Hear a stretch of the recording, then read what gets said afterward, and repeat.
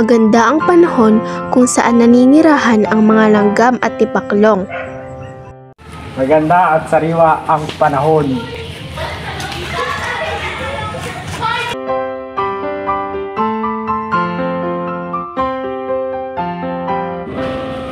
Maganda ang panahon, kailangan natin mag-ipon ng makakain. Tama ka. Tara na mag-umpisa! Nang mabilis tayong matapos. Nag-imbak sila ng maraming makakain para sa darating na tag-ulan.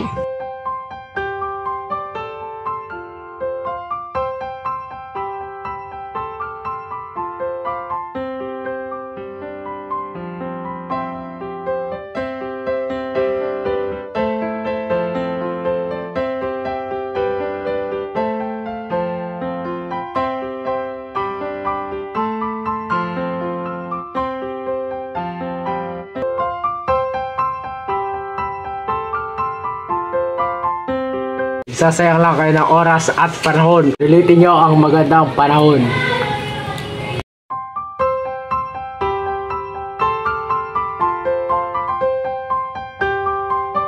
Ha? Ano yun? Nakakatakot!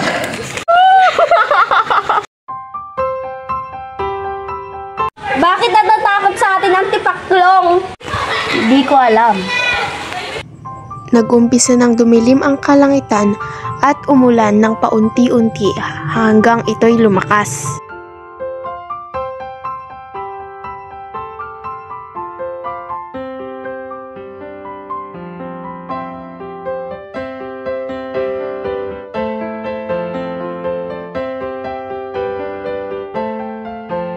Pwede bang makisalo sa inyong pagkain? Oo naman, kaibigan. Maraming salamat mga kaibigan.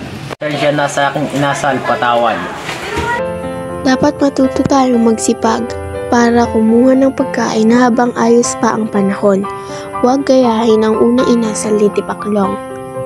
Hanggang dun lamang po, maraming salamat. Ako nga pala si Alaysa Facey Villanueva, gumanap bilang unang langgam. Nga po pala si Vincent Pidilio Misilio, gumanap bilang isang tipaklong. Ako nga pala si Jefferson Limondino, gumanap bilang pangalawang langgam. Ako po pala si Yesha Gail Asas Labra, ang gumanap ng pangatlong langgam. Ako nga po pala si Josh Gay A. Cabanes, gumanap bilang pang-apat na langgam. Ako nga po pala si Renzel Shaira C. Umipin, ang leader ng pangatlong pangkat.